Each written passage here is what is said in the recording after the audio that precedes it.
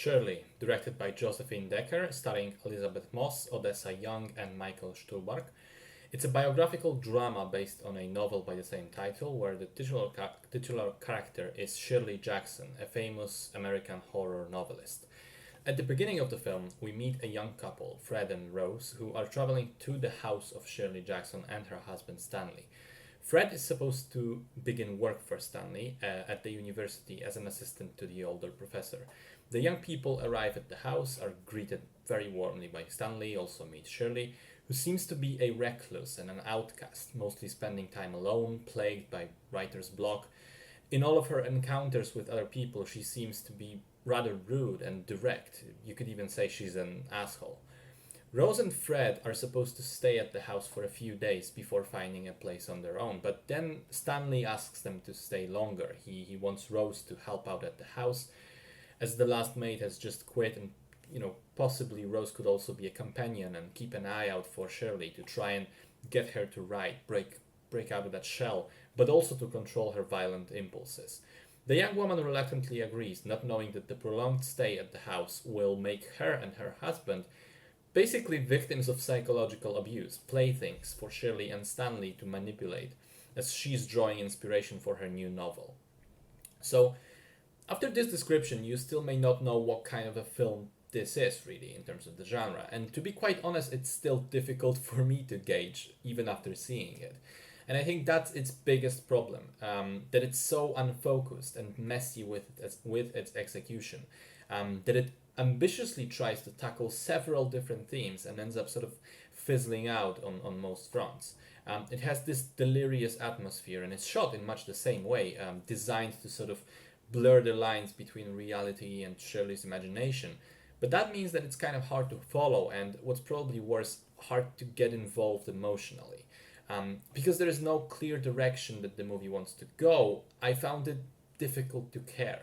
There are themes of manipulation and playing with people's feelings, of codependent and toxic relationships, about the social dynamics within each relationship, within the house as a whole, and within the wider society. And there are also themes of adultery, betrayal, negative influences. I think if the movie committed more strongly to one of them, it would have been better. But as it stands, it kind of wants to do all of them at the same time, not really succeeding at any.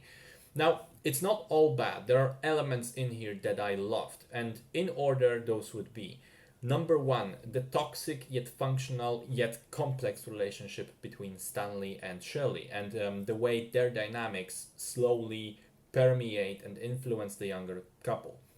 I think the scenes between these two were amazing to watch, not the least because of how our perception of the characters changes as we learn more. That goes especially for Stanley, who at the beginning seems jovial and fun and kind, and is then revealed slowly to be the absolute opposite of that.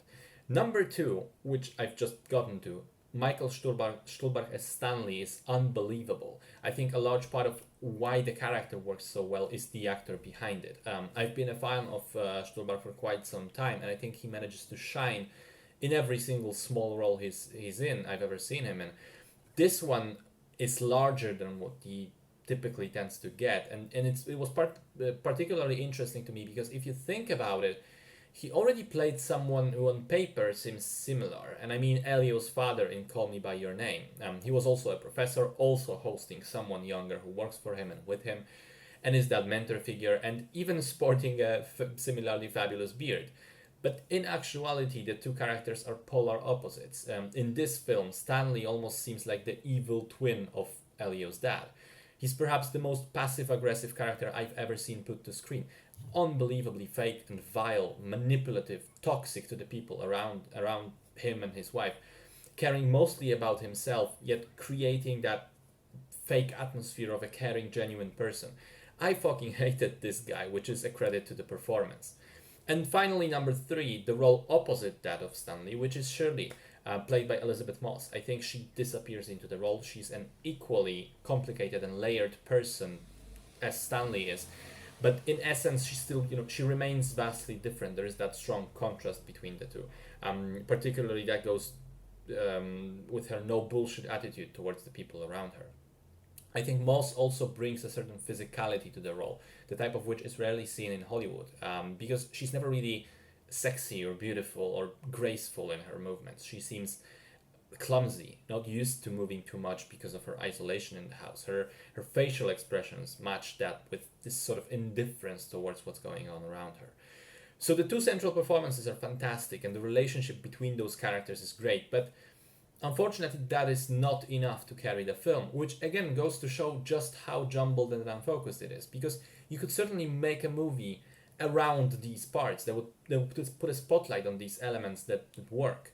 Whereas the actual film tries to juggle this and so much more, and I think ends up dropping the ball. So overall, Shirley to me is a film that has the makings of greatness in it, but does not manage to rise above mediocrity as a whole.